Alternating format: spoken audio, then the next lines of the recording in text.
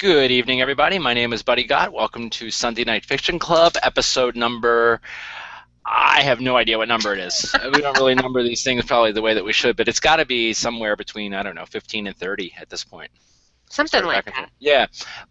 But we have a special guest star tonight, and that would be Mr. Darren Wearmouth. Welcome back to the show, Darren. Hello, buddy. Nice to be here. Well, good to have you. And as always, I have the lovely and talented Melissa Lummis here. Thank you, buddy. I'm good. Maybe the margaritas have affected me, but I'm glad to be here. And tonight we're going to be talking about great time travel stories. And I know all three of us have some things that we want to talk about. And mentioned this an hour or so ago online, and we've got so many great comments and suggestions from our friends already. So we're not going to run out of anything to talk about here, that's for sure. But every Sunday Night Fiction Club, we start out with what we are currently reading. So, Mr. Wearmouth, are you currently reading anything? I'm reading The Kill Switch by Jim Rollins, which is quite good. It starts off in Russia with a guy, and he's actually got a dog that he uses as part of his team. Ex-military guy, works as a contract for hire, and it builds into a mystery beyond that, and typical kind of Rollins science, biotech weapon that threatens the Earth and spans around different countries, and it's just good fun. Yeah, it sounds like good fun. Awesome. Yeah. So, and how about you, Miss Lummis? Oh, I'm so formal tonight. You are. I need to drink more. Yeah, you do. You need a drink. We made some awesome margaritas. Like blackberry margaritas are really cool. But I can't reach through that screen and give it to you. Wow. Okay, what was I reading? I was reading, well, first of all, I, as a reader, signed up for the Kindle Unlimited because I wanted to see how many books I could read in a month. Oh, and cool. I can read pretty many, but the ones I've been working on, I read, I'm trying to think of the name. I'm Stacking Habits. I'm always reading things about how to be more efficient and get more organized. And so Stacking Habits, like if you're like into drugs, you can like put that habit on top of like heavy drinking and smoking. You can combine all your bad habits together. Yeah, that would make me really efficient at laying around all day. The author is Scott, J.L. Scott, I believe is his name. Okay. And he's put out, I swear to you, like 40 different books on habits for improving your health and fitness and eating right and organizing your time. And I like these books because he puts them on sale all the time for like 99 cents and $2.99. Yeah. I like that. Yeah, and they're quick reads and they're very practical. Like the one I just finished is Stacking Habits, and he gives you 97 different little habits that take, less than 5 minutes.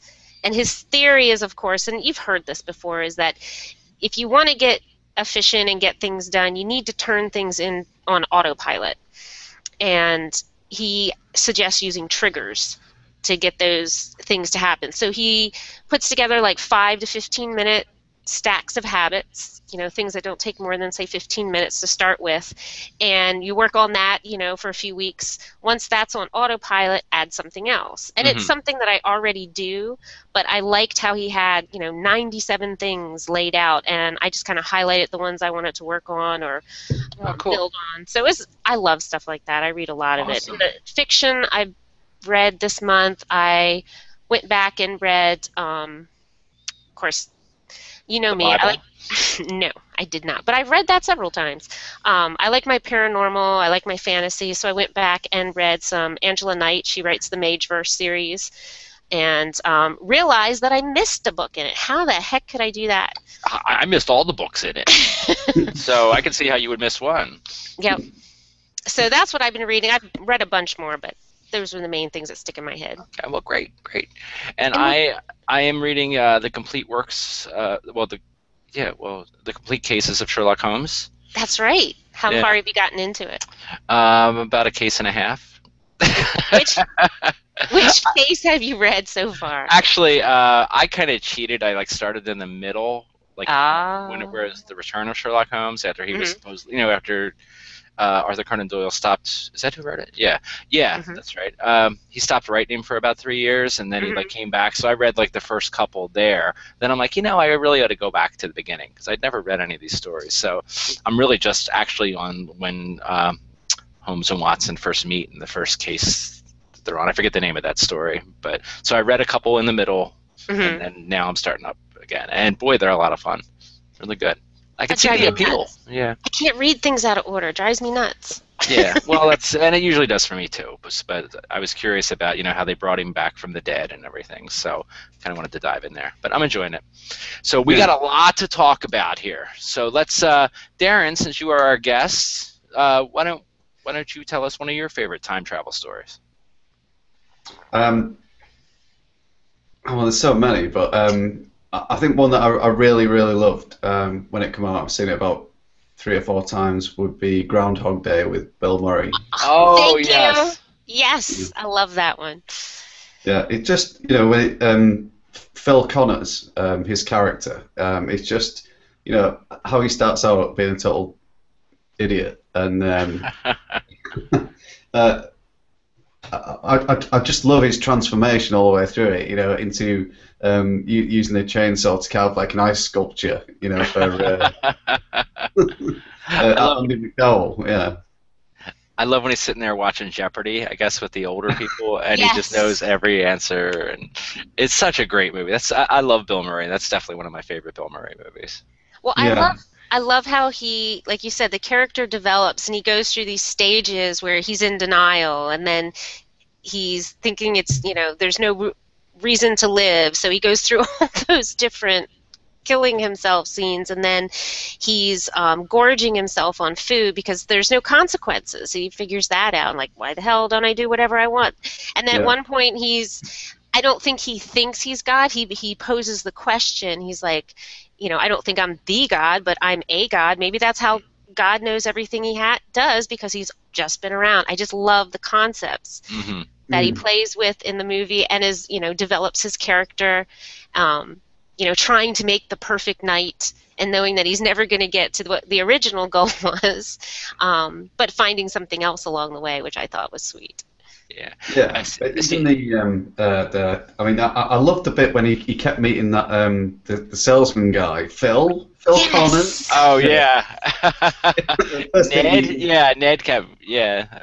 Oh, he was hilarious. That guy was great in that. I think he just ended up punching him in the face, didn't he? And Yeah. And I then I love the guess at the end, didn't cameraman he, too. didn't he like buy up a whole bunch of policies from him because he knew Yes. why not? Yeah, yeah, That was great. yeah. I And think and Michelle then he Reed ended actually mentioned that movie too. then he ended up hugging him, didn't he? Saying, "Oh, if you got somewhere private, we can go." Oh, Oh, that's such a great movie. And a lot of people don't think of that maybe as like a time travel movie, but it's the same damn day over and over again. mhm.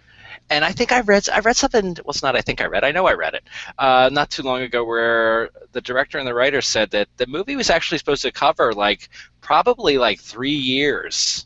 It was like a 3-year span. I mean, Mhm. they don't ever come out and say that in the movie, of course, but it was supposed to be like about 3 years worth of him like doing the same day over and over again, which I thought was interesting. Well, they hint at how long he's there because he learns to not only to play the piano, but to play it incredibly well. Oh yeah. And he gets to know everybody in that town because the big party at the end of the movie, and he knows everybody and he's done something for everybody.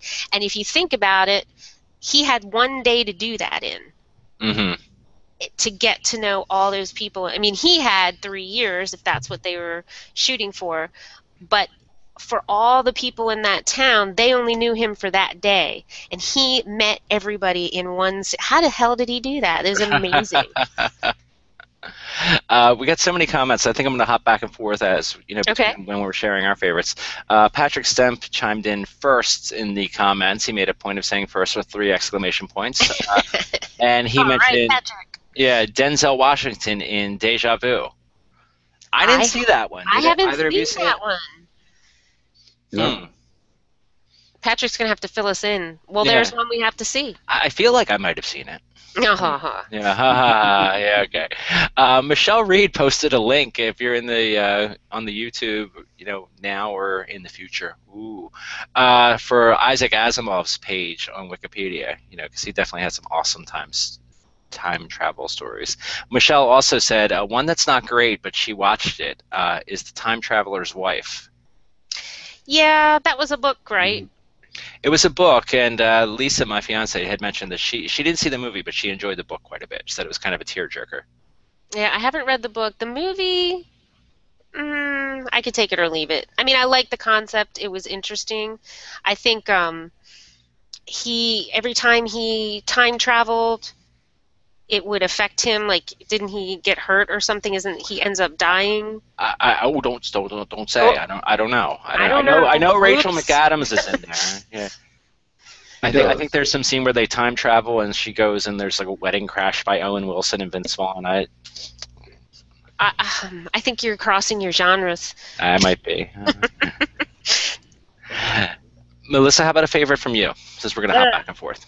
There's so many good time travel ones. I'm going to go to an all-time classic time travel movie, Back to the Future, the whole series. I'm not familiar with that. Is that recent?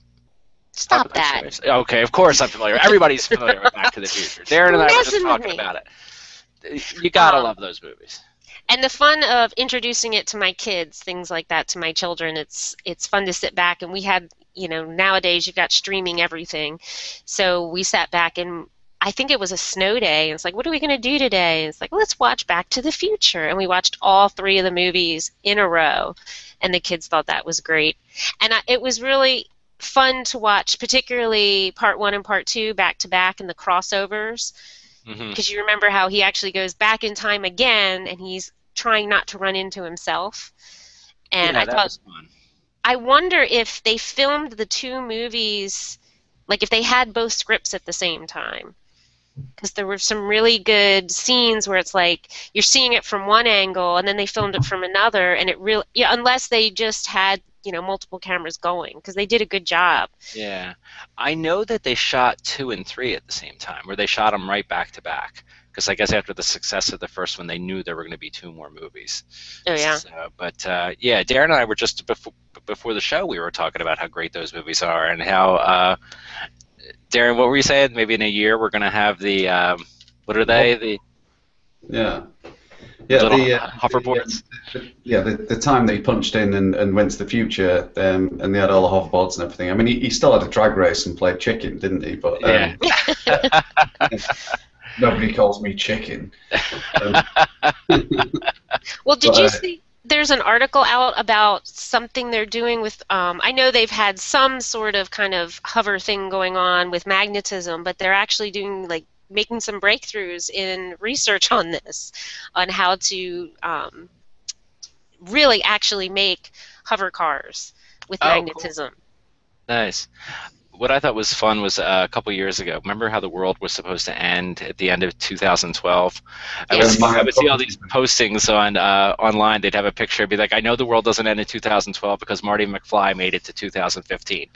And Darren and I were talking about that too. We're coming up on that. It's like I guess it was. I looked it up here. I guess in the second movie he shows up in October 21st, 2015. So.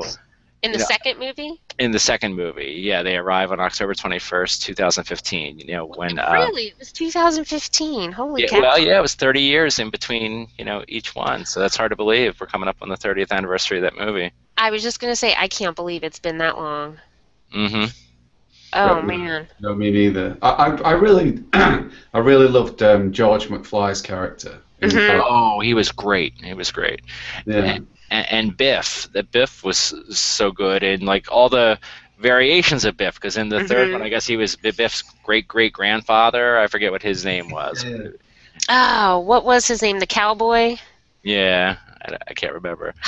But Tom Wilson's the actor there, and he wrote a really good book about a year or so ago. Let me just find the title of that really quick. His name's Thomas Wilson. He's the guy who played Biff, and he wrote a fiction book that I read, and I devoured it.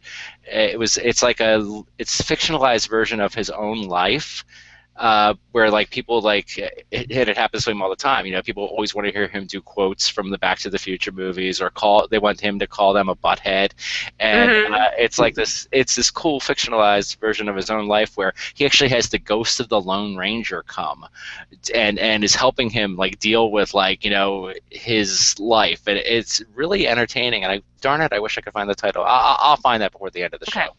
I think the most Biff iconic line from Biff for me was when he wraps his knuckle on George McFly's head. You know, hello McFly, is there anyone in there, McFly? But yeah,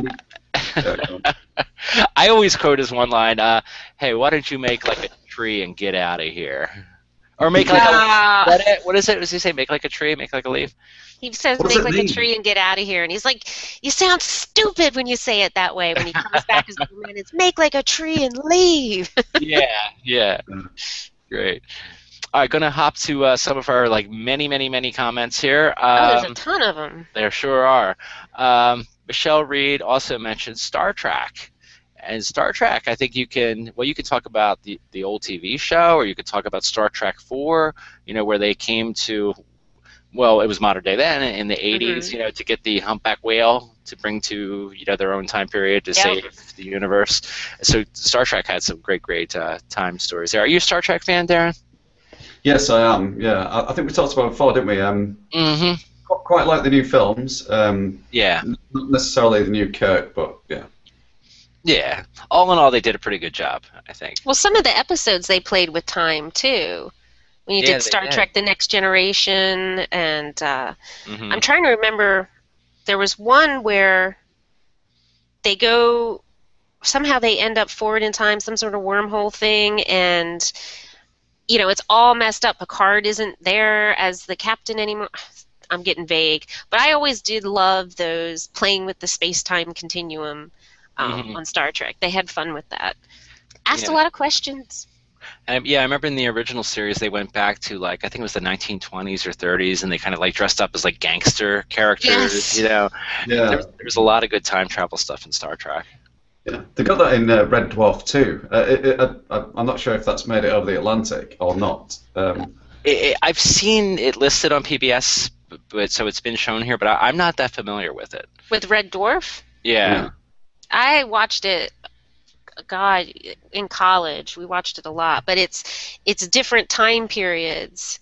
The same guy, but it's been a while since I watched it. So you should talk about it. Yeah, there's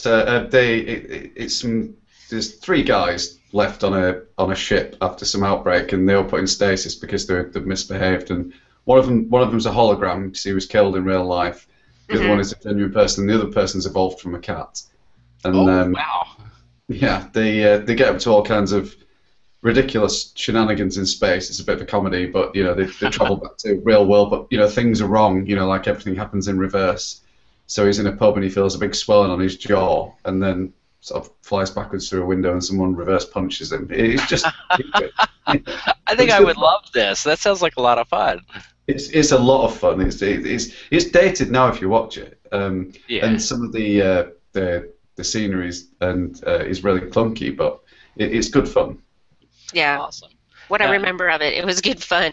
I looked it up because it was driving me nuts. It was Buford Mad Dog Tannen. Oh, okay. Was Biff's great-great-grandfather, I believe, was how far back he went. But Buford Mad Dog Tannen, and the poor guy in every movie ate manure.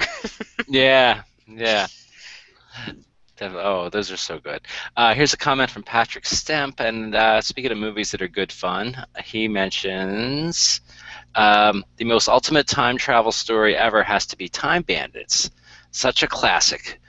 Cleese, that's John Cleese as Robin Hood, is still hilarious. Had either one of you seen that movie? Yeah, it was one of the first films I watched at the Pictures. Oh, really? Okay. Yeah. Yeah, that was like going back to probably early '80s or something. That one, I remember.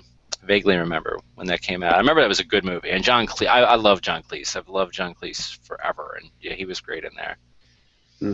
Yeah, he was. It's kind of my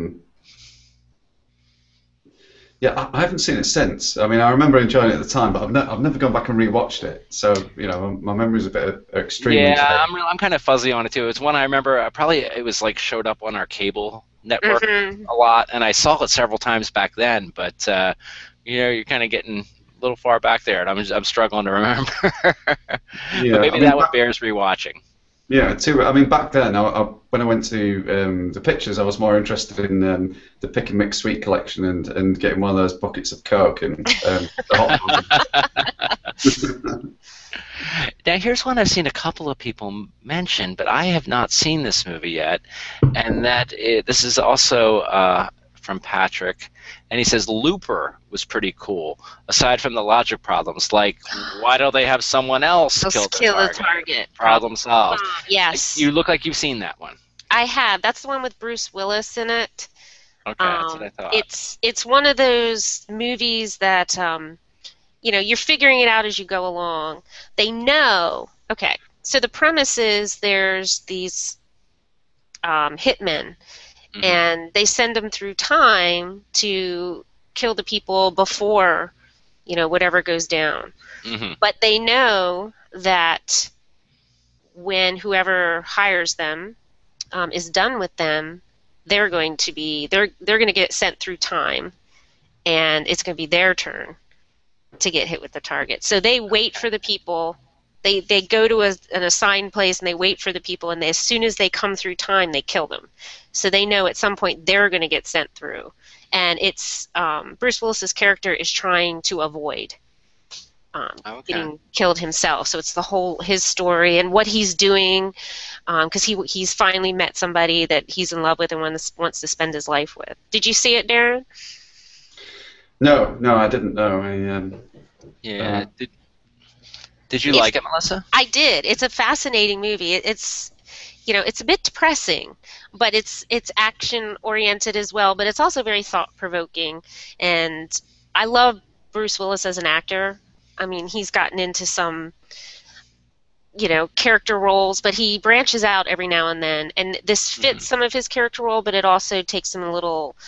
He reaches for this, and he did a really good job with it. Oh, awesome. I love the whole messing with time, so this is pretty good. I really enjoyed it. Have you seen Source Code? Wait, what is it? Have you seen Source Code? No, I've never heard of that one. No. Yeah, that's kind of like a serious version of Groundhog Day, where a guy gets to relive the same day over and over again to try and solve the mystery of a terrorist attack on a train. And and there's a bit of a twist which I probably won't reveal because it might ruin it for you. But I would highly recommend it. It's a big release. Okay. Awesome. Oh, I always have stuff to read and watch when I'm done with these shows. Okay, I don't know what this means, Darren. Maybe you can enlighten me. Carl Sinclair says Dave Lister is based off of Darren. He's a bit of a slob who drinks a lot of booze and eats a lot of curry. Could actually be based off Carl as well. Could be. Yeah. Okay, let's see here. We do have, like I said, we do have a lot of comments, so I just want to hop around. This is a good one here. David Anson brings this up. One of Buddy's favorites, Somewhere in Time, with Christopher Reeve and Jane Seymour. And actually, when I spoke with Lisa, my fiance, she wanted me to mention Somewhere in Time. It's a great, kind of an unusual time travel story there. Yeah. No time machine used or anything, but it's really a good, cool story. You ever see that one, Darren? Yeah, no, I enjoyed it too, and it is a little bit different. I love the. Well, I don't want to say the ending, but don't tell the ending. Yeah, for anyone, if you haven't seen it and you're really looking for like a cool, unique, twist on like a time travel movie, and also if you really like romantic movies. I was just gonna say it's very, very good romantic. It's got a fantastic soundtrack to it. Great romantic Now I soundtrack. want to go watch it again because I love that movie. I saw it a couple times years ago. Now I got to watch it again. I'm sure it's streaming somewhere. Yeah, and Christopher Plummer's in there. He's sort of like the kind of a bad guy in there. And that good old Hmm. Christopher Plummer. I mean, that guy's been around forever. Way back to Sound of Music, and he's still in stuff. He's got to be like well into his 80s and 90s, but he's a very good character actor. Yeah, he is. He played the Duke of Wellington in Waterloo. He was excellent in that. Oh, right. And yeah, he's just he's also, I think he was just nominated for an Academy Award in the past year or so too. So I love when people have like a career that spans like 40, 50 years like Hmm. that. That's just so rare. Michelle Reed said, now I got to bring this up here in the comments. This is quite interesting. Um, Melissa Lummis looks like Rachel McAdams. All right, who's Rachel McAdams? She's the one we were talking about her earlier. She was in Wedding Crashers. What was the Time Traveler's Wife. She was Oh, the one in okay. Time Traveler's Wife, and she was also in The Notebook. Oh Oh, wow! Okay, I well, can that's that. flattering. Thank you, Michelle. I wonder if Rachel's ever been told she looks like you. I don't know. I I don't don't know. think her friends have ever seen a picture of me. And they're like, that writer, Melissa Lummis? You kind of look like I haven't even been putting my picture in the back of my books. Michelle Reed says, Carl Sinclair, this is to Carl Sinclair, that dumb new X-Men movie counts because they go romping around in I time. haven't seen it. Is it coming out? Is it already out? It's out. Okay. I forget what it's the latest X-Men movie. X-Men 4 or 5 or 6 or 7. I don't know. There's a lot of X-Men movies. Hey, I kind of like the X-Men movies, but I haven't seen that one, so I can't Have you speak seen that, to it. Darren? The latest X-Men? No, I'm not a fan of that kind of fiction, superhero type. You know. Yeah. I like a lot of superheroes, so I've never I gotten do. too into the X-Men. Oh, see, I like the X-Men, but I will say this. Back when I was in college in the Stone Age, um, I had friends who were really into the X-Men comics, and they incredible artists, and they would do this thing where they would sit down with a big sheet of paper, and one of them would start drawing, and they like to do it with the X-Men, and then they'd get to a certain point, and then they'd pass it on to the next person, and they like three artists would go round and round until they finished this big really cool, graphic novel type drawing. And I remember them doing, I'm sure they did it on other stuff, but I remember them doing a lot on X-Men. So that's what was my first, what is that? Who are they? And they were like, oh, you don't know who the X-Men are. Mm. And that's how I get introduced to it. So. In the comments here, Michelle Reed is referring to Groundhog Day. Darren is now my favorite. Aw. Phil does really grow up on it. I Mhm. like when he learns the piano. Yeah, that is. Oh, he jams on that piano at the end. Oh Do you yeah, remember yeah. when he first shows up to the piano teacher's house, and she's like, "Well, I have a student. Can you come back tomorrow?" And I don't know. He hands her a wad of cash, and the woman comes out and kicks the kid. Oh, that's right. That's right. I do remember that. I want to go Yeah. to Darren. I quite like the cameraman in that. When he goes up for the auction with the women. Oh, that's Oh. right. That's right. Chris Elliott's the actor there. Oh, yeah, that's Yes. great. Oh, What he's does he get excellent. bought for 25 cents? from the old woman. That was a good scene. I have a movie I have to bring up. Okay. Now, what did you guys think of The Butterfly Effect? I never saw it. Did you see it, Darren? No. No? Oh, see, I know it's oh, help me out, buddy, the main actor in it. The Ashton guy who played Screech on Saved by the Bell. No, Ashton Kutcher. Ashton think Kutcher. Yes, he's yes. in the Butterfly Effect. Yeah.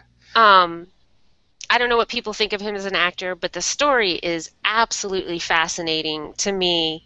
And the premise is he's got some sort of genetic thing because apparently you figure out along the way that his dad used to be able to do this. And I'm not giving the movie away, but he somehow through his for Ashton Kutcher's character, he kept a journal all through his childhood, and through reading his journal and focusing on it, he somehow is able to travel back in time. And this is a common theme with time travel movies, is he keeps trying to fix the past. Mm-hmm. And every time he fixes, there's some other devastating consequence. Right. Hence, the Butterfly Effect. And of course, it gets to the point where it's really tense, and he's racing to try to get back in time because something really bad has happened this time. He's done it several times, and he actually goes and sees his dad, and his dad tries to kill him.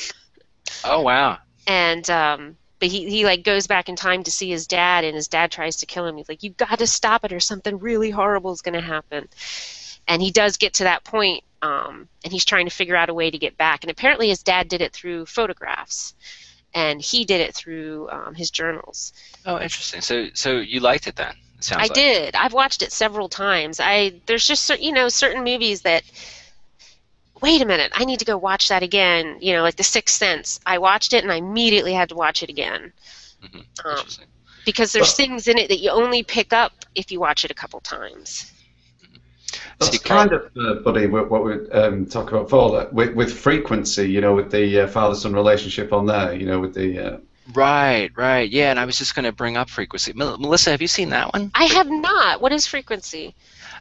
Frequency. Do you want to take this one, Darren? Yeah, it's Dennis Quaid, and it's split between the 60s and modern day, which I suppose modern day, when did it come out? 2000? I guess it was, yeah, probably like, I don't know, maybe about 10 years ago, you think? Yeah. Like maybe early 2000s, yeah. Yeah, and he they end up being able to communicate. The father's dead. Yeah, he was a firefighter, and he died while off on a mission. Yeah. But he uses his father, like even back in the 60s, had like a shortwave radio, I guess. He was into that. And the son in the modern day does it. And there's some sort of, Darren, what's going on? Is it some sort of, there's some sort of like something going on in space at the time, I guess, that allows this to happen. It's like a solar flares or something. Yeah, sporadic or solar flares or something. Something like that, yeah. And because of that, they're able to, the son in the modern day is talking to his father on the shortwave radio back in like 1968, 1969, probably like just a few months before he died or shortly before he died. And it's very unique, very well written, well acted. Dennis Quaid's very good in there. The actor who played the son, I always mispronounce his name, is Jim Caviezel. He's on a show now called Person of Interest, and he was also in he played Jesus in some movie too. But very good movie. I haven't seen it, but things like another one was they were trying to track down a murderer who killed nurses as well. Mm-hmm. And he got the murderer's fingerprints on his wallet in the 60s, and he basically hid it somewhere in his house because the son lived in the same place. That's right. I forgot about that. In the future, where it was, so he could go and he'd pull up a floorboard or wherever he hid it, and it was there, and he could trace the fingerprints because they have more modern tech, and they could help track down this guy. I mean, it's so much cool stuff in there. Oh yeah, and I remember something like the desk that the son was sitting on in modern day. Something happened to it, like I think it burnt or something like that in the 60s while he's talking to his dad, and then all of a sudden you see that they happen on the desk. It's this cool. Oh, because it changes the future. Okay.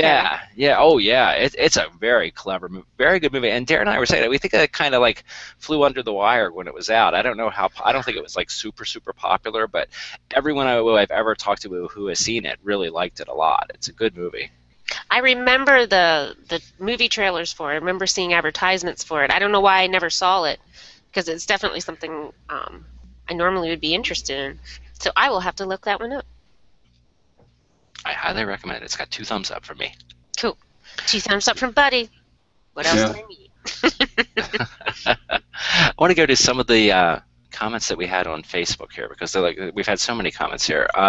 Drew Avery, he's a friend of the show. He said, Time Machine was the first hard sci-fi book I read, so I feel a connection to it. I really love the show Continuum on the Sci-Fi Network. Time travel would be sweet. I would go back in time and create fire, so I'd be famous. all the cavemen would grunt my name. That'd be cool, Drew Avery. Now, a couple people mentioned this. Now, this is a very cool TV show. Are either one of you fans of Quantum Leap? Oh, I used to love that show. Yeah, Shea West brought that up. Also, Michelle Reed mentioned that. My brother, Ed Gott, a very cool guy. And yeah, I think 1 or 2 other people might have mentioned that too. Very, very cool and clever show there. Yeah, I loved it. And the best part about the show for me, and it was kind of like it was on after kids TV over here, and it always left you on a hook because even after they solved the crime and Dean Stockwell turned up with his little silly computer and give him all the calculations, at the end he'd always look in a mirror and be like, I don't know, in a bar fight, different situation, and like yeah, yeah, and it was always like him going, "Oh boy." yeah. Yes. It was really a very, very cool show, and I keep reading every year or so that they're going to do something new with it. That there was one point where it was a rumor that it was going to be the main character's daughter was going to end up traveling like he did, because he did father a daughter in the course of the show. I do remember that, and that was like worked its way. It was a really cool episode, and they have some great things. Like he got involved in historic events. Like I remember he went back to try to stop. Well, he never knew where he was going, and he didn't know what his mission was until he got there. But he went back to right before the Kennedy assassination, and he was going to try to stop Lee Harvey Oswald, and that was a really fantastic episode. That was great. And then his brother had been killed in Vietnam, and then he ended up back, like he went into other people's bodies. Well, it was cool, very, very cool, the whole quantum physics part of it. But he was in the same platoon as his brother, like on the mission that his brother got killed in, and it was just it was a fantastic show. Do you know what I really loved about it? It's like because it would look like him whenever whenever he talked to Dean Stockwell, he'd look like himself. So when he transformed into a woman, when he talked to Dean Stockwell, he'd just be like just there in drag. It was great. Yeah. It was and Dean Stockwell was fantastic on there too. I forget his character's name now. Al. He was Al. Yeah, that's right. Yeah. Yeah. Oh, what a good show. I think that might be on Netflix too. I gotta really get back into that. That was a fantastic show. It was it was everything that Highway to Heaven wanted to be. Yeah. Oh, wow. But Michael Landon, God rest his soul, he just couldn't pull it off. No. We love you, Michael. But yeah, that was a great, great show. And if they do bring it back in some form, oh man, I hope the original production team's involved, because that's something you don't want to mess with. If you're going to go and redo a classic, please do it right. Yeah, be careful what you do. Yeah, other ones that were mentioned here in the comments on Facebook. My brother Ed, again, he brought up one that I've talked about with Darren, and I don't know if Darren's seen this movie yet, Time After Time. Have you had a chance to watch that since we talked about it, Darren? That's the one with Malcolm McDowell. No, I haven't. It's definitely on my list to do. I mean, I've just my main watching period in the last few weeks has just been catching up with Hannibal, so I haven't really had time to.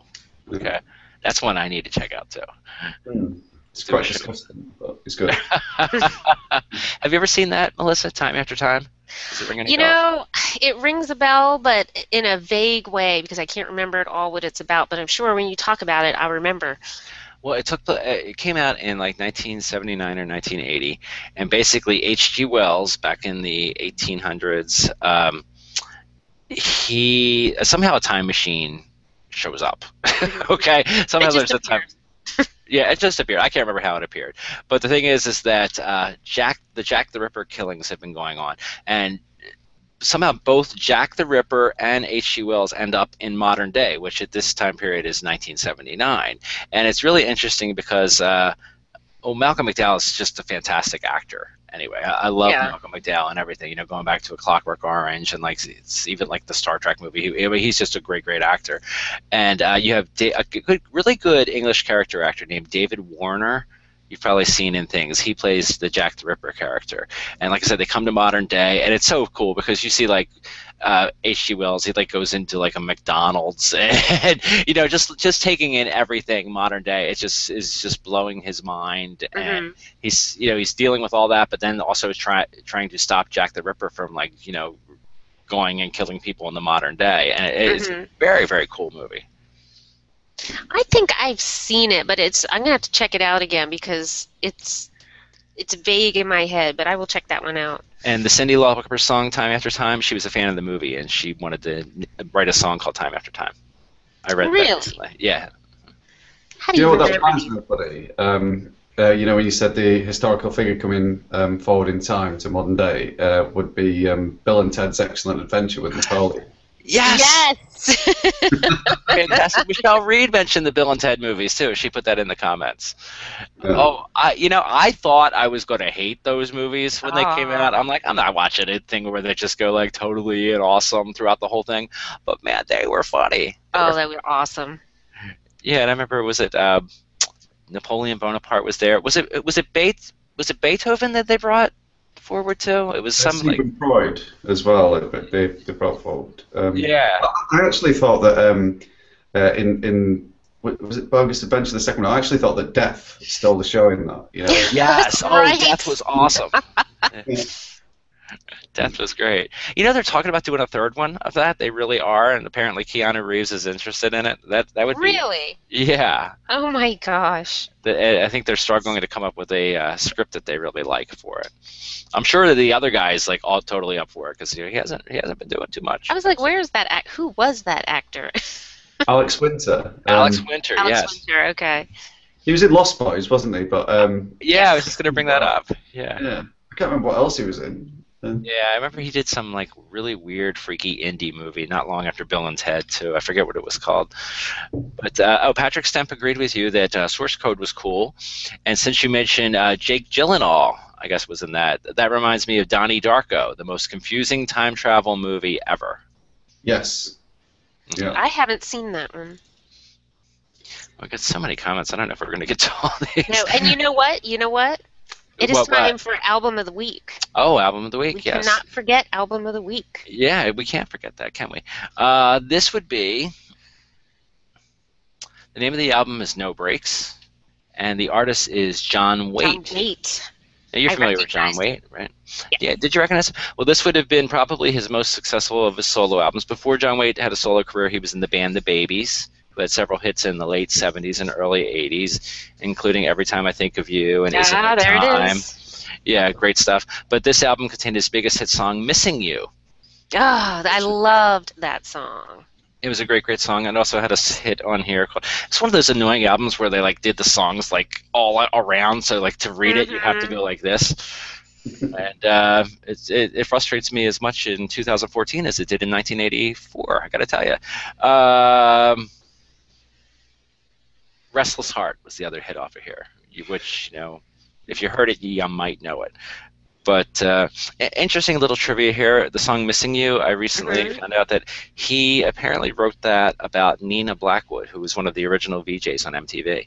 Nuh-uh. Yeah. You're making it up. No, I'm not. I just read a book. Oh, there's a great book out about the history of MTV written by the four surviving original MTV VJs. You got Martha Quinn, Cool. Alan Hunter, Mark Goodman, and Nina Blackwood, and it's all told by them, and Nina tells that story in there. And by the way, happy birthday to MTV. MTV turned 33 years old on August 1st. Now, 33, so they came out in 81? Yep. Yep. Oh, awesome math skills there, man. I know. I was like, 81. Yeah, Got 81. Yeah, matter of fact, one of the radio stations in my area, they had a MTV weekend this weekend, and they were calling it before reality TV killed the video stars. Yeah, they're playing the music while MTV actually showed music videos. So. Oh yeah, I remember 1983 being over at my grandmother's house and seeing the Michael Jackson videos, Thriller and Billie Jean and like all those classic. Remember Whip It? Remember that? I said Whip It. Yeah, Devo. Devo, thank you. I was like, oh, I know, my brain's just. Sorry, went off on the tangent there. Well, that's okay. I started it up, so it's my fault. Well, I follow along. We lead each other astray, so Darren, watch us. And then the other week when my sister did, what the hell are you talking about? Now, a few people mentioned Doctor Who in the comments. I was waiting for when we were going to bring that up. Darren, did you just make a face? Are you not a Doctor Who fan? I liked it when I was a kid. Tom Baker and his jelly beans and big chunky scarf and all that. And I think I lost it when Sylvester McCoy come along. And okay. yeah, I haven't been back since. to me, the modern Doctor Who is not Doctor Who. It's kind of like a crap version of it. But that's only because it's a bit like, I suppose it's a bit like I've grown up with Roger Moore as your James Bond. You know, I don't see Pierce Brosnan as James Bond. Right. Yeah. You know, you fall in love with something, you know, a movie or a show or a character, and it's hard to take those newer versions of it, no matter how good they are. Yeah. It was like me with Battlestar Galactica. Now, when I was a little kid, that's when the original Battlestar Galactica show was on. Yeah. When the new one came out, I was like, Well, yeah, when they remade Took me a while I to was like, warm up to it. I can't get into it. You know, they made Starbuck a female. It's like so much more serious and dark. But yeah, because it's the same thing. I mean, I know the show, I'm sure, was 10 times better with the writing and the acting and the production and everything. But you fall in love with that original thing, and it's hard to pick up, you know, the newer stuff. Yeah, my husband feels the same way about Doctor Who, you know, watching it years ago and then seeing what they've got going on now. But here's the thing that got me into the new Doctor Who is my kids absolutely love it because they're just now discovering the original Doctor Who because they didn't have it anywhere to stream unless you wanted to buy videos. And now they're starting to put the originals out there. But the kids watch it all the time, so they got me into it, and I really enjoy it now. My husband will sit down, you know, and try to watch it with us, and he's like, I don't even. There's not even a storyline. It's jumping all over the place. I'm like, yeah, that's Doctor Who. And what's cool is like, I'm sorry, go ahead. There was some madman in my local area when I was a kid. Built a wooden Dalek with like a cycling mechanism inside it, and just used to like rumble around the streets and squirt water at people. Oh, nice! That's awesome. I love that. Yeah, I loved it too.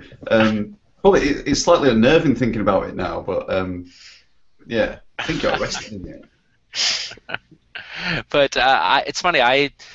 As a kid, and I guess maybe even into my 20s, I would occasionally watch like the old Tom Baker Doctor Who's. I never like religiously, but I would tune in mainly like if I saw a hot girl on there, you know. But you know, I thought they were cool shows, and I got in just this past year. I got into like the new Doctor Who, and we've talked about it before in here, Melissa. You know, I binge watched that, got hooked on it, and now I've gone back and I've been watching like not only the Tom Baker ones, but even the older ones before that. John Pertwee, I think that was the actor. Yeah, he was good. Yeah, I just watched like the first series with him, and I enjoyed that a lot. So that's the beauty of, you know, modern day things like Netflix and Amazon Prime. You can go back and watch those things, and it's new to you, and it's awesome. I remember when the Doctor changed, and yours, you know, when the stars made his face. Yeah. Now I have like, to go back and watch all that stuff. You get a new constellation with a new face. Yeah, very cool. And I'm curious of what's going to come next with the Doctor. Let's see. David Anson mentioned time. Did I say this? Time Cop. It was so. But I liked Van Damme at the time. Yeah, I kind of forgot about that one. Yeah, I forgot about that one. Better. You know, along similar lines. Which one? The Terminator. Yeah. Lisa and I were talking about whether I should talk about that one on here. Yeah, that's brilliant. All the time travel stuff in there was great. You know, I remember watching the first one. Was it 1984? It came out. Something like that. Yeah. And I just loved that movie. And you know, when, you know, the video stores were out and you could rent them, and I kept wanting to rent it. My parents were like, well, let's watch something we haven't seen before. I'm like, no, I want to see Terminator again.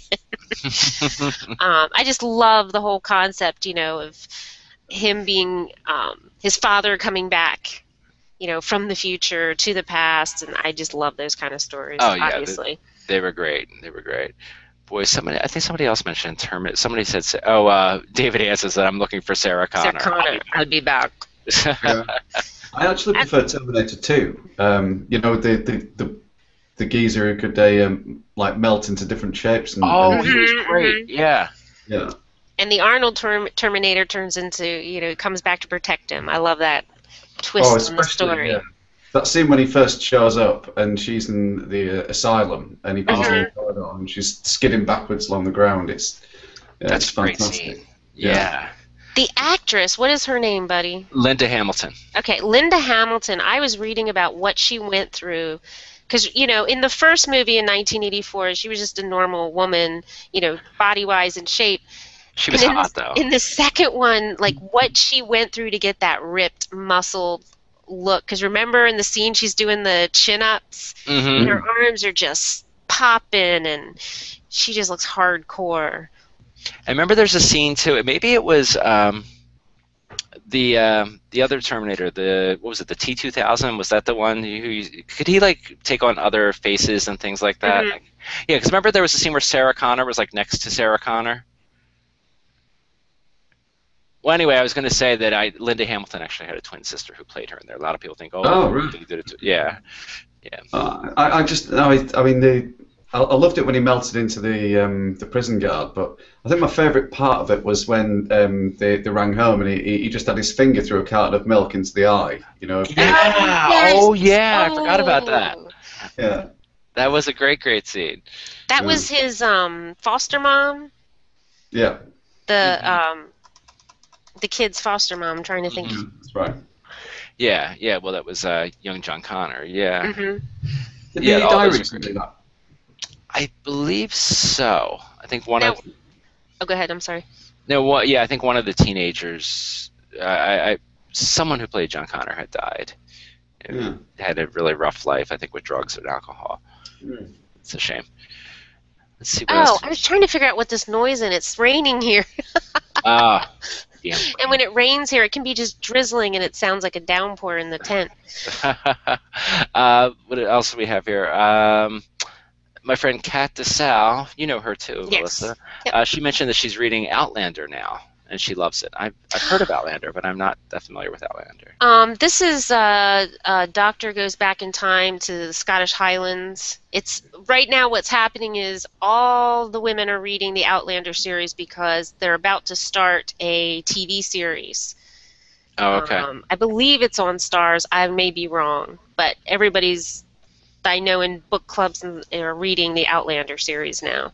Oh, interesting. It's not it's not kind of like Highlander, is it? You know, with the no. Scottish Highlands. No, it's not like that. But it's romance, and there's adventure and stuff too. So it's been a while since I read the first couple of books. But suffice it to say, it's got some romance, time travel things going on, and it's very hot right now because they're putting out the series. I have to say this. I'm looking at the comments, and I see Carl Sinclair just said that he did a very huge comment that we ignored, and he wants me to read it. So, he's being a little bossy, and he's a little scary sometimes when he hasn't been fed. So I'm afraid maybe he hasn't been fed, so I'm going to go ahead and read this. I don't know if the whole thing will even come up, Carl, but I'm going to go for it, all right? I can't join you live as I have important government business to attend to. You got to do it with his accent. Yeah, right, Carl. Yeah, I can't do his accent. Got some important business at McDonald's. Yes.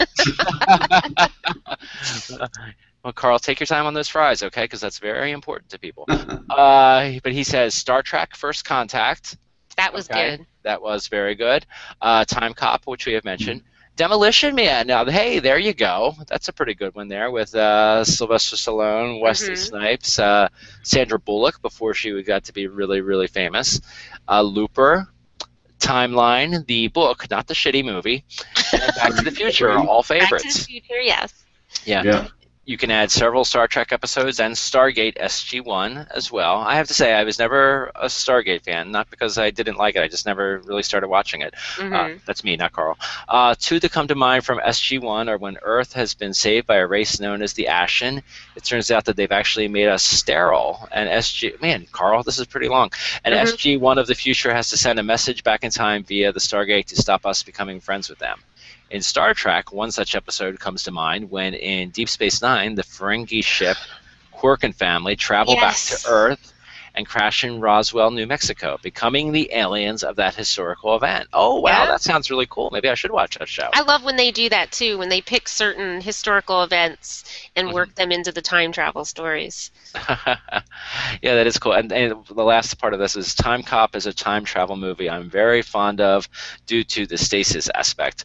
What seems to be your boggle, he says.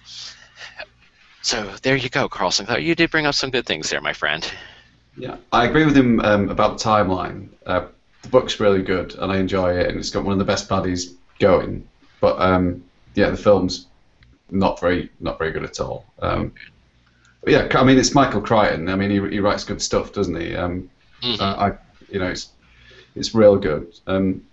I suppose, you know, thinking in terms of time travel fiction I've wrote, it's probably up there as my number one. Slaughterhouse-Five, possibly number two. You know. Oh, okay. Yeah. Looking at the boy, so many. I'm going to try to read a few I more know. of these. There's a ton of comments. Michelle Reed recently put in there Muppet Christmas Carol. Yeah. Michael Caine has very adorable, posh little time travel breakdowns. Interesting. And Michelle's husband, John, says Flight of the Navigator, which I've never seen. Oh, yeah, Flight of the Navigator. Yeah, I remember. Oh, my gosh. Oh, that was a childhood favorite. You never saw that? I can't remember if I did or not. It sounds familiar. I just go got it ahead. confused with Forever Young. You know, with the Oh, I forgot about Forever Young. Yeah, that was the interesting time travel one there too, where Mel Gibson's I guess he's in World War II era and he comes to the modern day, which at that time would have been the 90s, I guess. yeah, then turns old again. You know, Yeah, that ending was kind of. I wasn't crazy about that ending. Yeah, it was okay. It was that time period where Mel Gibson was hot and everyone went to the theaters to see every movie he was in, and that was kind of it had some cool parts. But wasn't John Goodman in that too? Wasn't he like his buddy?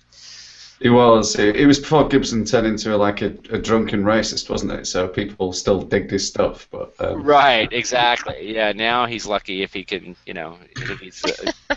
I don't know. Yeah. Yeah. I don't You want to guys say. still hear me okay? Yeah, you're perfect. Okay, because the rain is coming down and it's like crashing here. David Anson says Edge of Tomorrow. It's Groundhog Day with guns and aliens. Okay. What was Edge of Tomorrow? That was It stars Emily Blunt and that Tom Cruise guy. That's what he says. Oh, okay. I was trying to think of it. Okay, I remember now. Patrick Stemp says, Melissa, I loved the butterfly effect. Ashton can act when he wants to. Yes, when he wants to. I will agree with that. I think Michelle said she was hoping no one would bring up say butterfly effect. effect. And then Carl mentioned there was an alternate ending to it. I don't know if anybody knows about that, but Oh, okay. yeah, he mentions that in here. I'm not going to say it in case I don't want to ruin it for anybody. Did you see Jumpers? Jumpers? Jumpers. I know the name. I've seen so many movies. Go. Is that with that Jason Statham?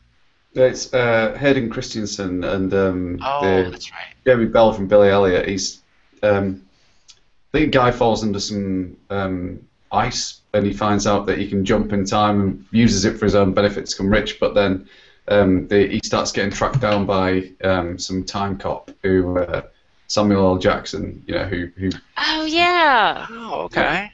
basically Interesting. doesn't allow it. But it's pretty good. You know, it's not. You know, it's not on the level of like, yeah, you must watch this, but you know, it'll keep you entertained for a couple of hours. Oh, cool. Yeah, Hayden Christensen. I haven't really seen. I don't think I've ever seen anything he's been in other than the Star Wars movies, actually. Which I guess is a fault of mine. Sorry, Hayden Christensen. I know we've been on for a while, but I have to bring up one movie, and I think Michelle mentioned this too. Do you guys remember 12 Monkeys?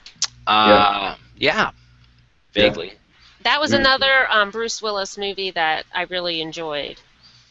Was Brad Pitt in that one too? Yes, he's part of some protest group. They end up being the ones who actually let the zoo animals escape. Mm-hmm. Vaguely. I'll tell you, I saw that in the theaters, and I saw it the one time, and I can't remember anything else about it. Well, I like the premise of this in that they send this guy back to try to track down who causes the outbreak, you know, where the source was.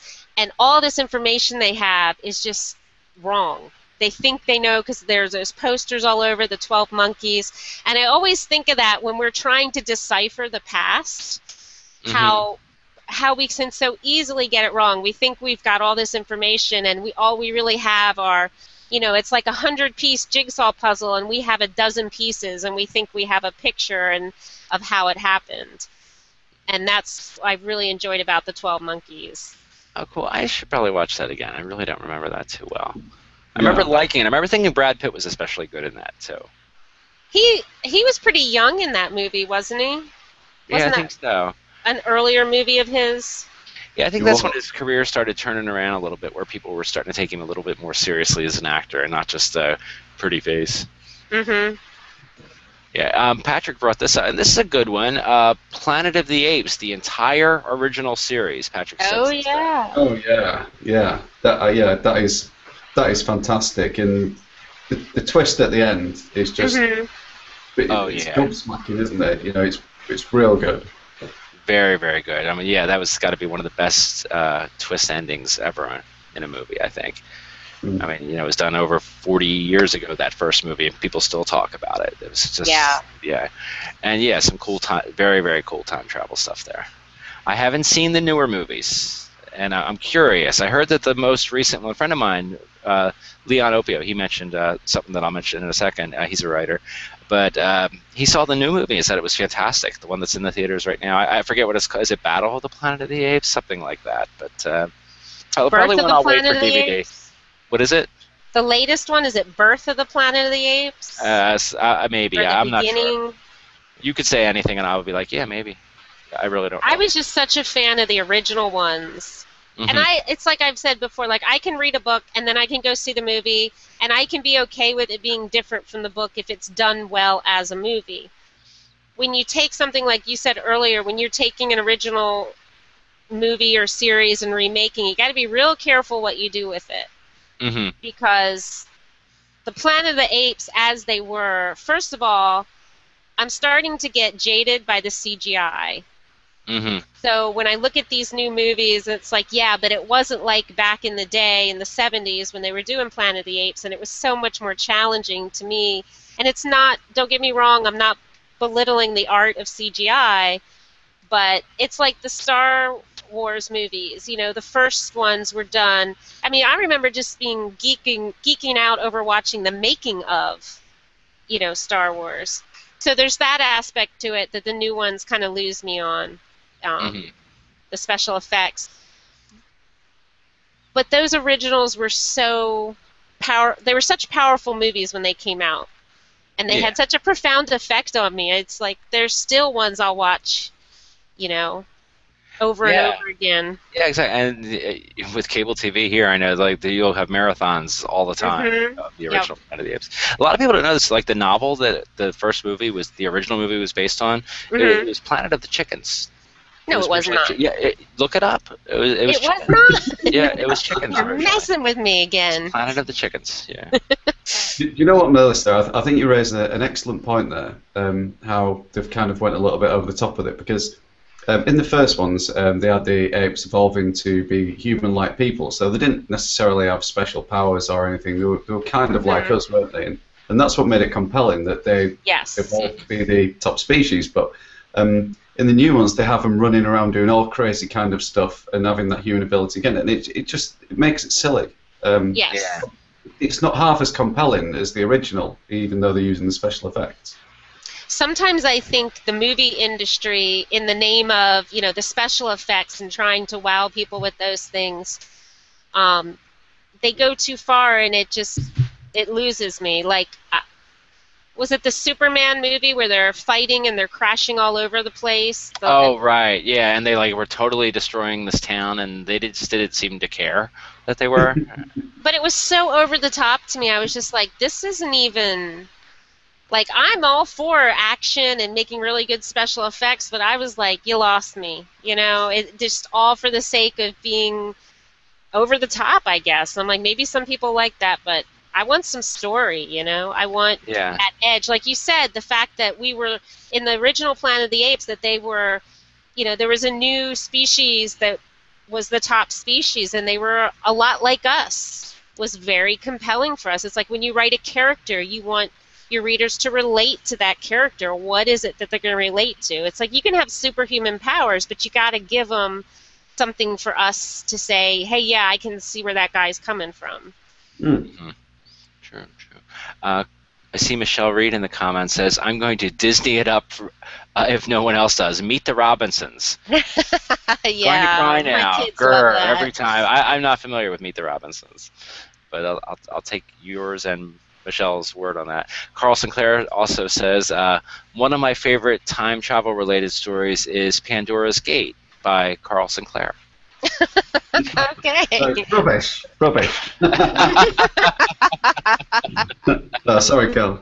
No, I read like an early version of the first Pandora's Gate story, and I have to say it was very, very good. And that's a new series that'll be coming soon from author Carl Sinclair. It's funny, Melissa mentioned like history and piecing it together in time travel. Last month I went to visit Herculaneum, which is on the Bay of Naples and swamped by Pompeii after the eruption. And when they uncovered that, they found so much things that changed everyone's idea of what functioned in Rome. And it's easy to kind of look back and think of these historical figures without a sense of humour or any kind of function or anything like that. But it was just amazing walking around. They had a swimming baths with a tiled floor and a changing room with hooks up, and next to it there was like wine bottles and little trinkets and like entertaining like pictures and graffiti on the wall, and it almost felt like they were very much like us. And I haven't really viewed it like that before. I've kind of looked back at them as like wooden, one-dimensional characters, and it was a real good eye-opener. And that was kind of a place enclosed in time for nearly 2,000 years until they excavated it, and it was really cool. Oh, very cool. I think the thing that we lose out on is, the passage of time kind of washes away those little, remnants of human activity, that we don't think of people doing in the past, but they were, they're us. We're them, living in a different time period or not, people still did those things. Yeah, they had all the entertainment, the amphitheaters and the breweries and the people selling stuff, and they even found scrolls of all the local complaints that they had with the sheriff, and great. It was so you could almost touch it, with all the information there, and it just it was amazing to go around and look and read about. Oh, that's fantastic. Yeah, that would be a great. I just got to get my kids and my husband and get some traveling done. I'll bring up another comment here, folks. This is from Michelle Reed, and she says, "Does Inception count? Because that movie really chaps my hide." And I want to bring up the comment just because she said that movie really chaps my hide, because that phrase I don't think has ever been used on this show before. So I don't think it has, buddy. That's the first time ever. Yeah. Can you translate that for me, please? I'm not sure. I think it, irritates her in some way, or else she might have some sort of bad infection going on that we probably don't want to know much more about. I love you, Michelle Reed, but I don't want to know if that's the case. I'm fascinated by that movie. My mental jury is out on whether I actually like it. I'm just fascinated with it. Have you seen it? I've seen it. I saw it once in the theaters, and I enjoyed it well enough, but I didn't really care to see it again. I mean, it was good. I mean, visually, it was stunning, especially in a big theater. But it didn't knock me out. It's not one I'd watch again. The issue I had with it, when they go down deeper levels and everything slows down and everything, is how they can actually transform locations. Because you're talking about dreams here, aren't you? And they will physically be able to hurt and kill people and change events in somebody else's dream down 3 levels, which doesn't really make sense when you're falling in a minibus towards a river. That was my kind of problem with it. But if you sit back and watch it as light entertainment, I think it's good enough.